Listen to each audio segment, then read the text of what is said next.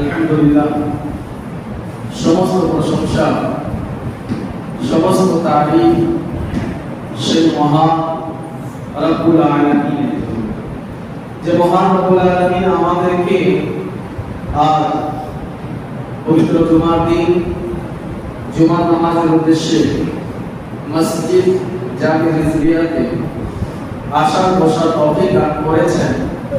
আমরা সকলে বলি আলহামদুলিল্লাহ। প্যারে হাজরিন, আজ জিলহজ মাসের 18 তারিখ এবং শুক্রবারও আছে এবং 18 জিলহজ। এই দুটি জিনিস ইতিহাসে একটি কথাকে স্মরণ করিয়ে দেয়। আজ থেকে 1400 বছর পূর্বে এই 18 জিলহজ শুক্রবার ইসলামের তৃতীয় খলিফা হযরত উসমান গনি রাদিয়াল্লাহু তাআলা আনহুকে শহীদ করা হয়েছে। আজকের দিনেই তার শাহাদাত হয়েছিল। তারিখ ছিল 18 জিলহজ আর দিন ছিল শুক্রবার। তাই যেহেতু আমরা মুসলমান, আমাদেরকে আমাদের আকাবির সাহাবায়ে কেরাম, তাবেঈন, তাবে তাবেঈন বলে ইতিহাস জানা, তাদের চরিত্র, তাদের কর্ম, তাদের ঈমান, তাদের আমল, এই সব বিষয়ে জানা আমাদের দরকার। তো যেহেতু আজকে 18 জিলহজ শুক্রবার রয়েছে, তাই আজ আমার আলোচ্য বিষয় ইসলামের তৃতীয় খলিফা নবী পাক সাল্লাল্লাহু আলাইহি ওয়াসাল্লামের জামাতা এবং দূরের আত্মীয় থেকে রাসূলুল্লাহ সাল্লাল্লাহু আলাইহি ওয়াসাল্লামের ভাগিনা হযরত উসমান ইবনে হুরায়রা রাদিয়াল্লাহু তাআলা আনহু উপরে আজকে আমি কিছু বুঝাতে কথা বলবো ইনশাআল্লাহ তাআলা। হযরত উসমান গনি রাদিয়াল্লাহু তাআলা আনহু তিনি আবু বকর সিদ্দিক রাদিয়াল্লাহু তাআলা আনহুর দাওয়াতে ইসলামের দাওয়াতকে কবুল করেন আর তিনি ছিলেন 4 নম্বর মুসলমান। রাসূলুল্লাহ সাল্লাল্লাহু আলাইহি ওয়াসাল্লাম নবুয়ত প্রকাশ করার পরে যে মুসলমানের সংখ্যা হিসাব ছিল 4th নম্বরে হযরত উসমান গনি রাদিয়াল্লাহু তাআলা। আবু বকর সিদ্দিক রাদিয়াল্লাহু তাআলা আনহু দাওয়াতে ইসলাম গ্রহণ করেন। তারপর থেকে তিনি ইসলামের জন্য নিজের জান, প্রাণ, মাল, সম্পদ সব কিছু উৎসর্গ করে দিলেন। কেননা ইসলাম যখন গ্রহণ করে নিয়েছেন, তখন আমি একটি ধর্মের ভিতরে চলে এসেছি। আল্লাহ এবং তার রাসূল যা আদেশ করবেন সেটাই আমাদেরকে পালন করতে হবে, তার আদেশের বাইরে যাওয়া যাবে না। হযরত উসমান গনি রাদিয়াল্লাহু তাআলা আনহু তার ফাজাইল এবং মানাকিব তো অনেকগুলো রয়েছে। তার শুধু ফজিলত যদি বর্ণনা করা হয়, নবী সাল্লাল্লাহু আলাইহি ওয়াসাল্লাম হাদিসে পাকে ইরশাদ করেছেন, ইয়া উসমান, তুমি দুনিয়াতেও আমার বন্ধু, আখিরাতেও আমার বন্ধু। মানে হাজিরিন, এটা খুব কম হয় যে নবী পাক সাল্লাল্লাহু আলাইহি ওয়াসাল্লাম আমাকে দুনিয়া এবং আখিরাতের সুসংবাদ দিয়েছেন।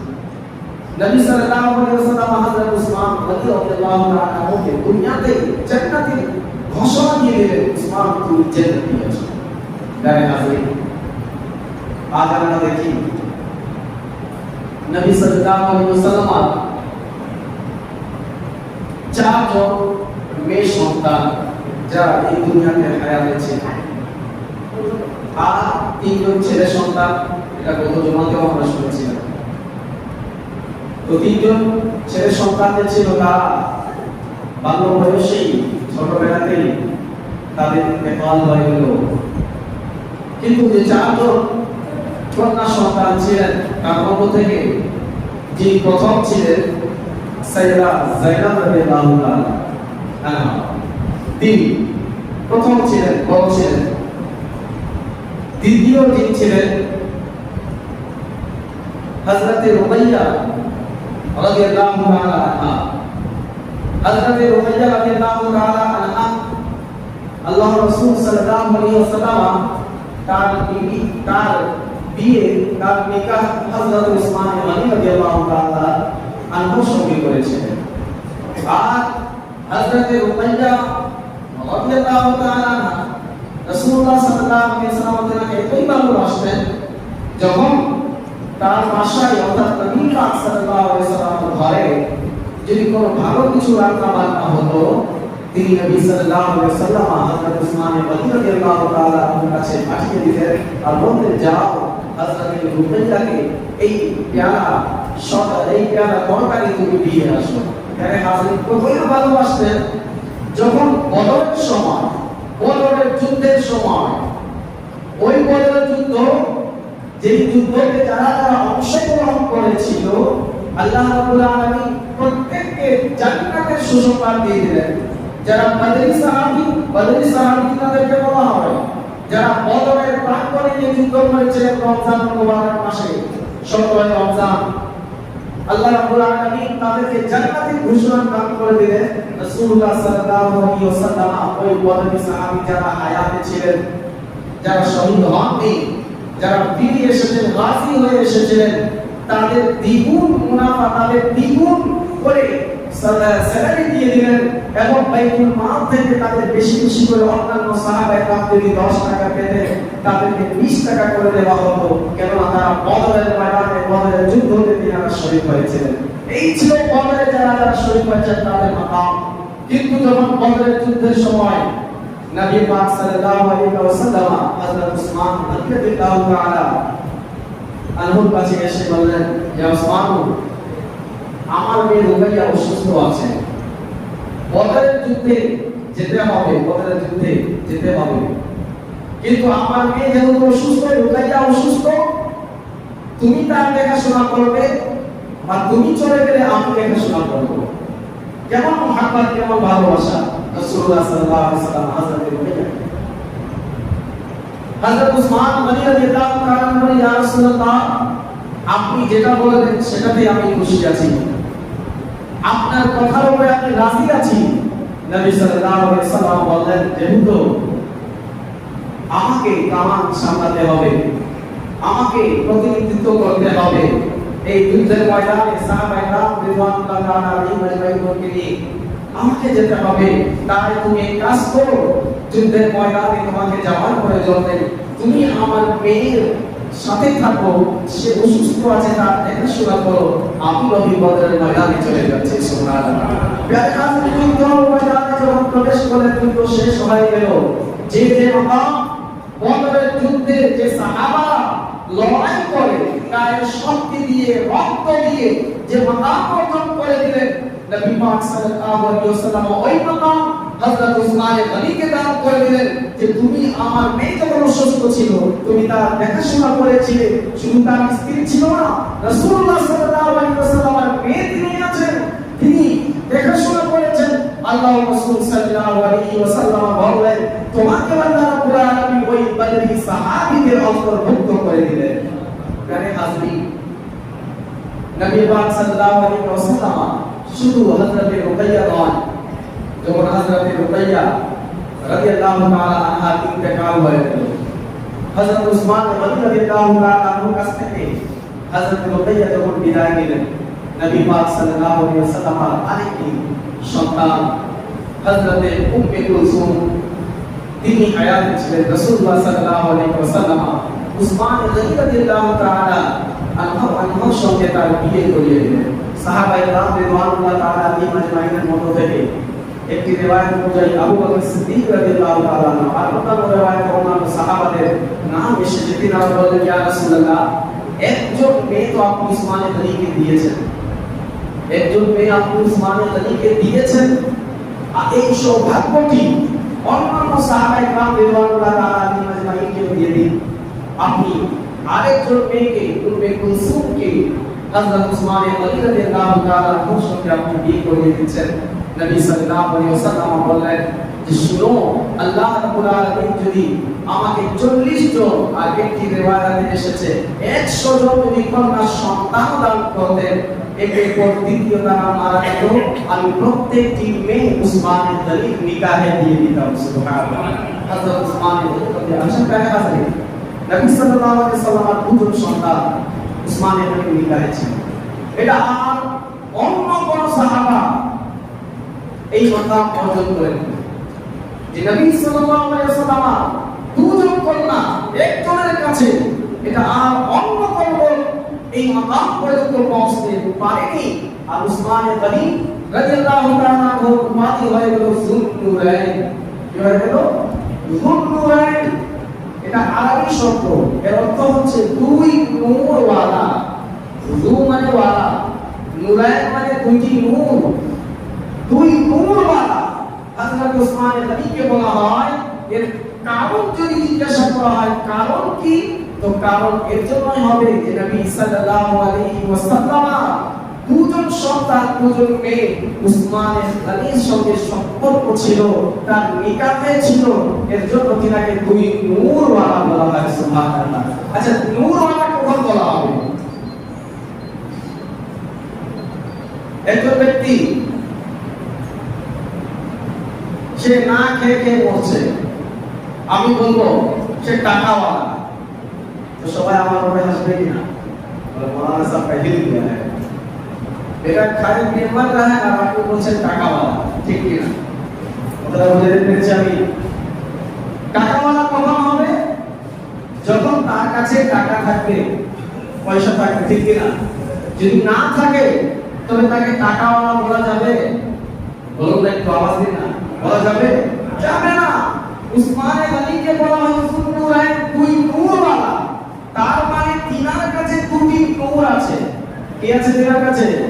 দুটি নূর। আর ওই দুইটি নূর কি? রাসূলুল্লাহ সাল্লাল্লাহু আলাইহি ওয়াসাল্লামের দুজন সন্তান। সুবহানাল্লাহ। তো প্যারে হাজরিন, যখন নবী পাক সাল্লাল্লাহু আলাইহি ওয়াসাল্লামের দুজন কন্যা তিনার নূর হতে পারে, তো আমাদের নবীর নূর কেন হবেন না? সন্তান যখন নূর আছে, তো বাবা কেন নূর হবেন না? তাই আলা হযরত ইমাম আহমদ রাজা বলে দিলেন, তেরি নসলে পাক মে হে बच्चा बच्चा नूर का, तू है आईने नूर तेरा, सब घराना नूर का। শুধু নবী সাল্লাল্লাহু আলাইহি ওয়াসাল্লাম নূর নয়, তার পুরো খানদান নূর আলা নূর আছে। তাই উসমান গনি রাদিয়াল্লাহু তাআলা আনহুকে দুই নূরওয়ালা যুন্নুরাইন উপাধি দেওয়া হয়েছে। প্যারে হাজরিন, হযরত উসমান গনি রাদিয়াল্লাহু তাআলা আরেকটি বড় জায়গা, উসমান গনি রাদিয়াল্লাহু তাআলা সম্মান যদি বুঝতে চায় আপনারা, তো একটি সূক্ষ্ম কথা আপনাদেরকে আজ আমি এখান থেকে বলে যাই। যা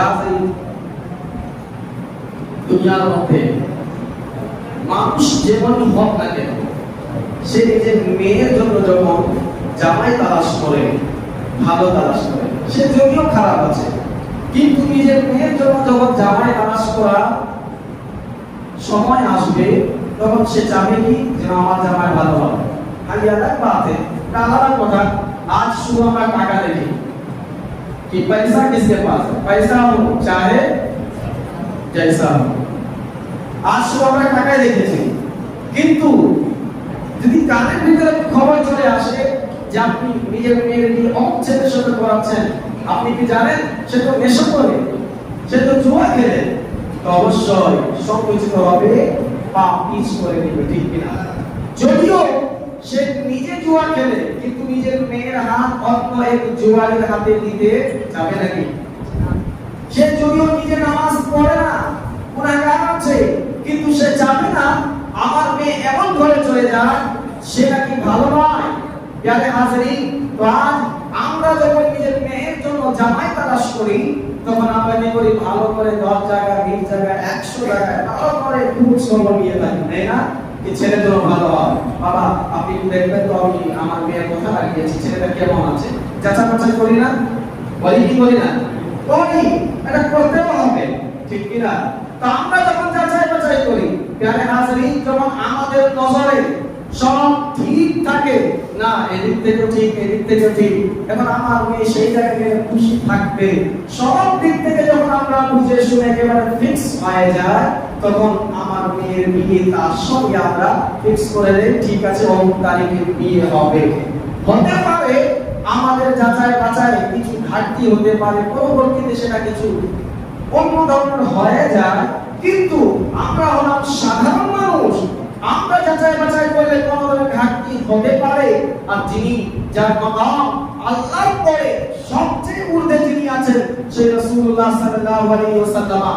যখন তিনি নিজের মেয়ের বিয়ের জন্য জামাই তালাশ করবেন, তিনি কি যাচাই বাছাই করেননি? তিনি কি ভালো মন্দ দেখেননি? যখন রাসূলুল্লাহ সাল্লাল্লাহু আলাইহি ওয়াসাল্লাম তালাশ করলেন, উসমানে গনি নজরে পড়লেন, তবে অবশ্যই রাসূলুল্লাহ সাল্লাল্লাহু আলাইহি ওয়াসাল্লাম যাকে বাছাই করেছে ওই জায়গায় তো আর অন্যান্য সাহাবারাও ছিলেন, অন্যান্য মুমিন বান্দারাও ছিলেন, অন্যান্য আল্লাহকে মাননেওয়ালারা ছিলেন, কিন্তু উসমানে গনির মাকাম মর্যাদা এমন যে রাসূলুল্লাহ সাল্লাল্লাহু আলাইহি ওয়াসাল্লামের নজরে এমন ভাবে তিনি চলে গেলেন যে একটি নয় দুজন কন্যা সন্তানের বিয়ে নবী সাল্লাল্লাহু আলাইহি ওয়াসাল্লাম তার সঙ্গে করে দিলেন। প্যারে হাজরিন, হযরত উসমান গনি রাদিয়াল্লাহু তাআলা আল্লাহ রাব্বুল আলামিন তিনাকে যেভাবে সম্পদ দান করেছিলেন সেইভাবে তিনাকে মন দান করেছেন। আর আমাদের মন খুব ছোট, সত্য কথা বলতে আমি কিন্তু ভয় করি না, মন খুব ছোট। আমরা দেখাই দেব মসজিদে এত টাকা দান করবো, আর সময় আসলে বোন দিতে ঝোঁক বোন দিতে অনেকে আছে সিমেন্ট লিখিয়ে দিয়েছে এখনো পাওয়া যাচ্ছে না, আছে কিনা? টাকা লিখিয়ে দিয়েছে, ফোন দিলে ফোন ধরে না, দিব টাকা দিব মনে দিব। আমাদের মন কি ছোট, চিন্তা করেছে টাকাগুলো নিয়ে কবরে যাবো, কেউ নিজের উপরে নেবেন না, হাত জোর করে বলছি। সত্য কথা আমি এইভাবে বলে দিয়ে থাকি। কিন্তু হযরত উসমান গনি রাদিয়াল্লাহু তাআলা আল্লাহ রাব্বুল আলামিন যেভাবে তাকে ধন সম্পদ দিয়েছিলেন সেভাবে মন দিয়েছিলেন। आज उर्दू में बात है कि जिसका घर होता है उसका मन नहीं होता, ये गलत बात है। এটা আগে ছিল না। যারা আল্লাহ বিশ্বাসী তারা কোনোদিন এইভাবে তারা চিন্তা করবে না। প্যারে হাজরিন, হযরত উসমান গনি রাদিয়াল্লাহু তাআলা তাবুক যুদ্ধের সময় রাসূলুল্লাহ সাল্লাল্লাহু আলাইহি ওয়াসাল্লাম 1000 সৈন্যের জন্য সাহাবায়ে কেরাম রিদওয়ানুল্লাহ তাআলা আলাইহিম আজমাইনকে ঘোষণা দিলেন কে কে আছে এই যুদ্ধের ময়দানের জন্য সাহায্য করবে। আবু বকর সিদ্দিক তো পুরো সীমায় শেষ করে দিলেন, বাড়ি থেকে ছাই পর্যন্ত নিয়ে আসলেন। এমনকি নিজের বোতামগুলো যে ছিল এই বোতামগুলো খুলে খুলে রাসূলুল্লাহ সাল্লাল্লাহু আলাইহি ওয়াসাল্লামের দরবারে হাজির করে দিলেন। কাঁটা লাগিয়ে কাপড়কে হালকা রেখেছিলেন। আবু বকর সিদ্দিক তার উপরে কুরবান হয়ে গেলেন। হযরত ফারুক আযম রাদিয়াল্লাহু তাআলা আনহু তিনি নিজের বাড়ির অর্ধেক সম্পদ রাসূলুল্লাহ সাল্লাল্লাহু আলাইহি ওয়াসাল্লামের কদমে কুরবান করে দিলেন। आज आधी संपत्ति कोई देगा? इमाम साहब मायके चिल्लाते थाके फिर भी क्या है, कोई परेशानी। जुमा के दिन फिर घूम के वही 4000 4,500। अरे कब 10,000 का वो देखेंगे कि हर जुमा कम से कम 10,000 जुमा में अगर आ जाए तो ये फिर मस्जिद को आप कहीं जाने की जरूरत नहीं है। दिन ब दिन खर्चा बढ़ रहा है या कम रहा है? थोड़ा बोलूं ना, कम से कम बात से जब आप भी कह रहे हैं हम भी समझ रहे हैं कि दिन ब दिन खर्च बढ़ रहा है तो फिर हम देने में काम क्यों कर रहे हैं? प्यारे हाज़रीन, हज़रत उस्मान गनी রাদিয়াল্লাহু তাআলা সময় যখন আসলো, হযরত উসমান গনি রাদিয়াল্লাহু তাআলা রাসূলুল্লাহ সাল্লাল্লাহু আলাইহি ওয়াসাল্লাম বলেন কি আছে আমার সৈন্যদের জন্য জোগাড় করে দিবে। উসমান গনি রাদিয়াল্লাহু তাআলা বলেন ইয়া রাসূলুল্লাহ 200 জন সৈন্যের পুরো জিম্মেদারি আমি নিচ্ছি। আর 200 জন সৈন্য যারা হবে তাদের পুরো জিম্মেদারি মানে কি? তাদের ঘোড়া, তাদের জন্য তরবারি, তাদের জন্য পোশাক, তাদের জন্য খাওয়া দাওয়া, এই সব কিছুই কম ব্যাপার না। আর যদি আমরা 50 জন মানুষকে খাওয়াই তাতে আমাদের পানি বের হয়ে যাবে, বাপরে বাপ इतने आदमी को खिला दिए, हालत बिगड़ गया, 700 रुपए किलो गोश्त है।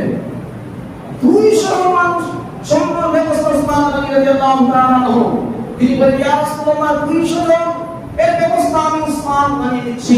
প্রিয় হাজরিন, এরপরে রাসূলুল্লাহ সাল্লাল্লাহু আলাইহি ওয়াসাল্লাম কিন্তু আরো প্রয়োজন ছিল, 1000 এর প্রয়োজন ছিল। দ্বিতীয়বার আবার বলেন কে আছে আল্লাহর বান্দা যারা এই তাবুক যুদ্ধের জন্য সদকা করবে, দান করবে, সৈন্যদের ব্যবস্থা করবে? উসমান গনি ডানে দেখেন বামে দেখেন, যাদের যা দেওয়া ছিল তারা তো আগেই দিয়ে দিল, মাওলা আলী আগে দিয়ে দিলেন, অন্যান্য সাহাবারা আগে সব কিছু দিয়ে দিয়েছেন, তাদের কাছে আর কি আছে? উসমান গনি বলেন আমার দিল মনে হচ্ছে ফেটে যাবে কি রাসূলুল্লাহ সাল্লাল্লাহু আলাইহি ওয়াসাল্লামের জবান থেকে বেরিয়ে এসেছে যে আল্লাহর জন্য কে দিবে, আর কেউ দাঁড়াচ্ছে না। তিনি আবার দাঁড়িয়ে গিয়ে বললেন ইয়া রাসূলুল্লাহ আরো 200 জনের আমি দান করে দেব। আবার 200 জনের কথা বললেন, তিনার তো পোশাকেরই ছিল মাত্র 200 জনের, কিন্তু তিনি আবার 200 জনের কথা বলে দিলেন।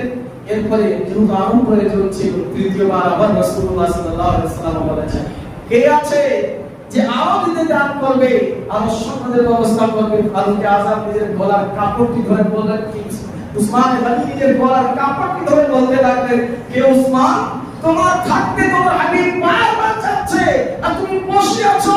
তিনি আবার দাঁড়িয়ে গিয়ে বলতে লাগলেন, ইয়া রাসূলুল্লাহ, 1000 যে সৈন্য আছে তাদের পুরো খরচগুলো এই উসমান গনি একা সব বহন করে নেবে। সুবহানাল্লাহ। মুসলিম ছিল, তার হিসাবে ছিল যে আমি 200 জন ঠিক মতো করতে পারবো, কিন্তু অতিরিক্ত আরো 800 জন। প্রিয় হাজিরিন, হযরত উসমান গনি 1000 সৈন্যদের ব্যবস্থা করলেন। 1000 টি উট, 100 টি ঘোড়া, এরপরে 1000 স্বর্ণের মুদ্রা দান করলেন। সব দেওয়ার পরে উসমান গনি এই চিন্তা করেননি যে আমার বাড়ির পুরো সম্পদ শেষ হয়ে গেছে। তিনি এই চিন্তা করেননি যে আমার বাড়ির সব মাল আমি শেষ করে দিলাম, তার বউ তার উপরে চিল্লাবে, তার ভাই তার উপরে রাগ করবে। আজ এটা না, আজ আমরা যদি মসজিদে 10,000 টাকা লিখাই তো আমার বউ আমাকে বলবে 10,000 रुपया मांगने में था, तुम देख करके आ गया। এই চিন্তা আমাদের মাথায় ঢুকে যে 10,000 টাকা আল্লাহর জন্য আমি দান করে নিয়ে এসেছি, তারপরে কত বিচার, কত চিন্তা। প্রিয় হাজিরিন, হযরত উসমান গনি রাদিয়াল্লাহু তাআলা তিনি বলেন যে আমি যখন যুদ্ধের সময় শেষ হয়ে গেল, জঙ্গে তাবুক যখন শেষ, নবী পাক সাল্লাল্লাহু আলাইহি ওয়াসাল্লাম আমার জন্য হাত তুলে দোয়া করলেন। হযরত আম্মা জান আয়েশা সিদ্দিকা তিনি বর্ণনা করেন, যখন নবী সাল্লাল্লাহু আলাইহি ওয়াসাল্লাম উসমান গনির জন্য দোয়া করতেন, নিজের হাত এত উঁচু করতেন যে তার বগলের সাদা রংটি দেখা যেত, এবং উসমান গনির জন্য যখন দোয়ার জন্য হাত তুলতেন, রাত থেকে ফজর হয়ে যেত উসমান গনির জন্য দোয়া করতে করতে। সুবহানাল্লাহ। প্রিয় হাজিরিন, হযরত উসমান গনি বলেন, আমি 1000 মানুষের যখন ব্যবস্থা করে দিলাম, আমার সব টাকা পয়সা শেষ হয়ে গেল, কিন্তু আমি খুশি ছিলাম যে আল্লাহ রাব্বুল আলামিনের রাস্তায় আমি সব কিছু উৎসর্গ করেছি, নবী সাল্লাল্লাহু আলাইহি ওয়াসাল্লামকে আমি রাজি করে দিয়েছি। আমার কিছু মাল ছিল যা বাইরে থেকে এসেছিল, এই জায়গায় আমি ব্যবসা যেহেতু তিনি করতেন, তিনি বলেন যে মালের দাম কম ছিল, কিন্তু তার চেয়ে বেশি 11 গুণ বেশি মুনাফায় সেই মালগুলো আমার বিক্রি হয়ে গেল। সুবহানাল্লাহ। আল্লাহ রাব্বুল আলামিন কিভাবে দান করে দিয়ে থাকেন। প্রিয় হাজিরিন, এই ছিল হযরত উসমান গনি রাদিয়াল্লাহু তাআলা। হযরত আবু বকর সিদ্দিক রাদিয়াল্লাহু তাআলা এর সময় শাম রাষ্ট্র থেকে এক গরিব ব্যক্তি, তার উপরে খুব ঋণ, 3000 স্বর্ণের মুদ্রা তার উপরে ঋণ ছিল। সেই চিন্তা করলো যে আমি কি করবো, কার কাছে যাব।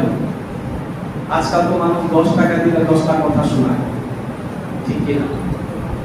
কালি তো দিয়ে দে, পয়সা দিয়ে দে, এই সপ্তাহে একবার এসে তো ভিক্ষা করতে, আবার দ্বিতীয়বার এসেছে। পররা একটু কম বলে, আপনরা একটু বেশি বলে, ঠিক কিনা? যারা আপন হয় তারা বেশি বলে। সেই ব্যক্তি চলে আসলো মদিনায়। হযরত আবু বকর সিদ্দিক তিনি আমিরুল মুমিনিন, তার কাছে এসে বলতে লাগলো, ইয়া আমিরুল মুমিনিন, আপনি তো আমির আছেন আর আপনি আমিরও আছেন। এক আমির মানে মুমিনদের আমির প্রধান, আর দ্বিতীয় আমির মানে ধনী। হযরত আবু বকর সিদ্দিক কথা বলেননি, তার হাত ধরলেন, নিজের পাশে নিয়ে গেলেন। পাশের দরজা তো আলিশান, দেখতে বড়, কিন্তু যখন ওই ব্যক্তি ভিতরে গিয়ে দেখছে একটি খাটুনে মুসলমানদের লিডার, মুসলমানদের প্রধান, যার অর্ডারে মুসলমানদের জান দিয়ে দিল, তার বাড়ির অবস্থা এমন।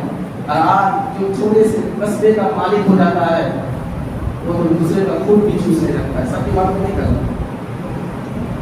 কিন্তু তিনি পুরো মুসলমান জাতির আমির। বায়াতাল আম্বিয়া বিল তাহকিক আবু বকর সিদ্দিক, নবীদের পরে যার মাকাম তিনি আবু বকর সিদ্দিক আছেন। তার বাড়ির অবস্থা এমন, তিনি চাইলে তো एक साल का अगर हुकूमत मिल गई, 1 साल के अंदर पूरा रिकवर, ये टाका को लास्ट को बताइए, वोट मिलता रुपया खर्च किया, सब पैसा वापस करना ही आपको है। हम सवाल ये बोलते ना, कुछ लोग अच्छे भी होते हैं, लेकिन अक्सर लोग हमारे ज्यादा बोल रहे हैं कि यूं ही बदनामी में देता रहता हूँ कि आपने सोचा पता क्या बोल रहे हैं। इतना रुपया खर्च करने का मतलब क्या है? लाख लाख रुपया क्यों खर्च कर रहे हैं, है ना? अगर आपको ये दुकान, एक दुकान आपने खरीदी, अगर उस दुकान में मुनाफा ना हो, कोई दुकान में अपना फायदा ना হয়, আপনি কি পুঁজি লাগাবেন? বলুন না, লাগাবেন নাকি? আজ যদি আমি আপনাকে 10 টাকা দিচ্ছি, তার মানে যদি আমার লাভ না হয়, আমি আপনাকে কেন দিতে যাব? এই বর্তমান জামানায় বিনা লাভে কেউ কারোর সঙ্গে কথা বলে নাকি? বলুন, মিথ্যে বলছি আমি? কেউ কারোর সঙ্গে কথা বলে না। যখন প্রয়োজন হবে তখনই কথা বলবে। এই যে লাখ লাখ টাকা খরচ হচ্ছে, আপনি কি চিন্তা করছেন कि बड़ा दिल वाला है, सबको बांट रहा है, पूरा हिसाब लिखा हुआ है, कितना खर्च हुआ है, वो पैसा आएगा कहां से? रिकवर होगा कहां से? खैर, आगे কিন্তু আবু বকর সিদ্দিক রাদিয়াল্লাহু তাআলা আনহু তিনি যখন নিজের বাসায় নিয়ে গেলেন, ওই ব্যক্তির হাত ধরলেন। সে তো কি বলেছিল যে আপনি আমির আছেন, আমিরও আছেন। তিনি বললেন তুমি যা বলেছো সেটা ঠিক আছে। हकीकत में जो दौलत के अमीर नहीं होते ना, अमीर तो असल में वो है ধনী ব্যক্তি তো আসলে আমি মনে করি সে যে আল্লাহ এবং তার রাসূলকে রাজি করে নিয়েছে, সেই হচ্ছে হাকিকতে ধনী ব্যক্তি। নতুবা টাকা পয়সা তো নমরুদের ছিল, টাকা পয়সা তো ফিরাউনের ছিল, টাকা পয়সা তো সাদ্দাদের ছিল, তারা ওই ধনী ব্যক্তি হয়ে কামিয়াব হয়নি। ধনী কারা হয়েছে, কামিয়াব কারা হয়েছে? যারা আল্লাহ এবং তার রাসূলকে রাজি করে নিয়েছে। প্যারে হাজিরিন, আবু বকর সিদ্দিক তার হাত ধরে বলেন 3 দিন হয়ে গিয়েছে, কোনো খাবার বাড়িতে নেই, এই খেজুর খেয়ে খেয়ে আমরা দিন পার করছি। আমি আমার বাচ্চাগুলা, তুমি একটু খেজুর খাও, তাকে সামনে একটু খেজুর রেখে দিলেন। সে বলতে লাগলো, হুজুর আমি এসেছিলাম, আমার পেরেশানি, আমার উপরে খুব ঋণ আছে। তিনি বলেন এক কাজ করো, তুমি চলে যাও উসমান গনির বাসায়। কার বাসায়? হযরত উসমান গনির বাসায় তুমি চলে যাও। তো হুজুর আপনার রেফারেন্স দেব নাকি? কোনো রেফারেন্স লাগবে না, আপনার নাম আমার নাম লাগবে না, বাস তুমি চলে যাবে। উসমান গনিরা দেখে না কে এসেছে, বাস এটাই দেখে যে আল্লাহর বান্দা এসেছে, তাকে সাহায্য অবশ্যই করে দিবে। এই বান্দা আবু বকর সিদ্দিকের বাসা থেকে বেরিয়ে গিয়ে হযরত উসমান গনি রাদিয়াল্লাহু তাআলা আনহুর দরজার কাছে দাঁড়িয়ে গেল। যেমন ভাবে দাঁড়িয়েছে, সে ভিতর থেকে আওয়াজ শুনছে হযরত উসমান গনি রাদিয়াল্লাহু তাআলা আনহু তার বাচ্চাদের উপরে একটু চিল্লাচ্ছেন। কি বিষয় নিয়ে চিল্লাচ্ছেন? যে দুধ এমনিতে মিষ্টি আছে, दूध असली मिष्टी, अब आपका दूध मीठा नहीं होता, इसलिए कि आधा दूध आधा पानी होता है, लेकिन शुद्ध अच्छा दूध अगर हो तो मीठा ही रहेगा। तो তিনি চিল্লাচ্ছেন যে বাচ্চাদের উপরে, দুধ এমনিতে মিষ্টি এবং ওই দুধের মধ্যে তোমরা আবার মধু দিয়ে খাচ্ছ, এটা অপচয় করছো, ডাবল মিষ্টি কেন খাচ্ছ, কি দরকার আছে? এরকম বেশি খরচ করা ঠিক না। দুধ শুধু খাবা একা খাবা, মধু খাবা একা খাবা, দুটো একসঙ্গে কেন খাও? এটা অপচয় হচ্ছে, বেশি খরচ হয়ে যাচ্ছে। এই ব্যক্তি বলল, বাপ রে বাপ, আবু বকর সিদ্দিক কি করেছিলেন আর আমি তাকে কি পাইলাম? যাই হোক, হযরত উসমান গনি যখন বেরিয়ে আসলেন, তার কাছে আগে সর্বপ্রথম সালাম কালাম হওয়ার পরে বলেন, ভাই আমাকে ক্ষমা করে দাও, আমার বাচ্চারা কিছু ভুল করেছিল, তাদেরকে আমি বুঝাচ্ছিলাম, এর জন্য দেরি হয়েছে। ঠিক আছে তুমি বসো। তার জন্য আগে নাস্তার ব্যবস্থা করে দিলেন, দুধ নিয়ে আসলেন, দুধের মধ্যে মধু মিক্স করে দিলেন। সুবহানাল্লাহ। ওই ব্যক্তি অবাক হয়ে গেল, যেই কাজটি নিজের বাচ্চাদের জন্য বলছেন, একসঙ্গে দুধ মিষ্টি, মধু মিষ্টি একসঙ্গে খাওয়া না, তিনি ওই জিনিসটি আবার আমাকে দিলেন। এরপরে খেজুরের হালুয়া দিলেন, 3 নম্বর মিষ্টি আবার আমাকে দিলেন। এরপরে বললেন, শুনো এক কাজ করো, আমি জেনে বুঝেছি তুমি কিসের জন্য এসেছো, যাও এই খাদেরকে তিনি আওয়াজ দিলেন, একটি উট নিয়ে আসা হলো। তিনি বললেন, এই উটটি তুমি নিয়ে যাবে, এই উটের মধ্যে তোমার জন্য, তোমার পরিবারের জন্য কাপড় চোপড় রয়েছে এবং 6000 স্বর্ণের মুদ্রাও রয়েছে। সুবহানাল্লাহ। তার প্রয়োজন ছিল মাত্র 3000, আর উসমান গনি দিলেন তাকে কত? 6000। आज तो हम दिखा देते 10,000, अब बाद में देने की बात आती है 500 भी नहीं देते, होता कि नहीं? झूठ बोलती है क्या? মিথ্যে বলেছি, ভুল বলেছি, ভুল বললে এখান থেকে বের করে দিবেন আমাকে, ঠিক কি না? উসমান গনি সে চাইলো না, 6000 স্বর্ণের মুদ্রাটাকে দান করে দিলেন। দেওয়ার পর ওই ব্যক্তি হাত জোড় করে বলল, হুজুর আমার কাছে সওয়ালই ছিল না, এই উটকে আমি নিয়ে যেতে পারবো, আবার আপনি বলুন কোন দিন এই উটকে আমি ফিরিয়ে নিয়ে আসবো। উসমান গনি মুস্কি হাসি দিয়ে বলতে লাগলেন যে উট তোমাকে হাদিয়া দিয়ে দিয়েছি, আমার পক্ষ থেকে এই উট তোমার জন্য তোহফা আছে। সুবহানাল্লাহ। যারা হাজির এই ব্যক্তি অবাক হয়ে আমার প্রশ্ন করল, হুজুর আমি যখন এসেছিলাম ক্ষমা করবেন। আমি শুনলাম আপনি আপনার বাচ্চাদেরকে বলছিলেন যে দুধ এবং মধু একসঙ্গে খাওয়া যাবে না, আপনি তাদের উপরে চিল্লাচ্ছিলেন এটা অপচয় হচ্ছে, বাঁচাতে হবে, হেফাজত করতে হবে, আর আপনি এত কিছু আমাকে দান করে দিলেন। তিনি বলতে লাগলেন আমি টাকাগুলো এর জন্য ইনকাম করি না যে আমার ছেলেগুলো আয়েশ মাফ করবে, নিজের জীবনগুলো এইভাবে উদযাপন করবে, সেটা শুধুমাত্র খাওয়া দাওয়া দিয়ে জীবনগুলোকে ব্যস্ততে রাখবে। এই টাকাগুলো শুধুমাত্র এর জন্য আমার রয়েছে যে রাসূলুল্লাহ সাল্লাল্লাহু আলাইহি ওয়াসাল্লামের উম্মতীদের জন্য আমি সাহায্য করতে পারি, আমার বান্দাদের জন্য আমি সাহায্য করতে পারি, নাকি আমার পরিবারের জন্য এই টাকাগুলো আমি রেখেছি। প্রিয় হাজরিন, এই ছিলেন হযরত উসমান রাদিয়াল্লাহু তাআলা। আর এই 28 তারিখ জিলহজ মাসের শুক্রবার উসমান রাদিয়াল্লাহু তাআলা আইয়ামুল মামনুআ ব্যতীত প্রত্যেক দিন তিনি রোজা রাখতেন। শুক্রবার, শনিবার, সোমবার প্রত্যেক দিন তিনি রোজা। যেদিন তিনার শাহাদাত হয়েছিল শুক্রবার, ওই দিনও তিনি রোজার অবস্থায় ছিলেন। হাজরিন, এই হচ্ছিলেন হযরত উসমান রাদিয়াল্লাহু তাআলা। বাস তিনার জীবন থেকে আমরা যা পেয়েছি যে টাকার দিকে মহাব্বত তার ছিল, সম্পদের তার কাছে মহাব্বত ছিল না। আজ আমরা নিজের নামের আগে মুহাম্মদ লাগাই গর্ব করে যাই মুসলমান, কালমা পড়নে वाला। আমি বলবো হাকিকতে মুসলমান কি সাহাবারা প্রমাণ করে দিয়ে গেলেন আমরা কেমন আছি। প্রিয় হাজরিন, তাই হাকিকতে যদি মুসলমান হব টাকার দিকে নয়, সম্পদে নয়, আল্লাহ এবং তার রাসূলকে মহব্বত আমরা করব, ঠিক কি না?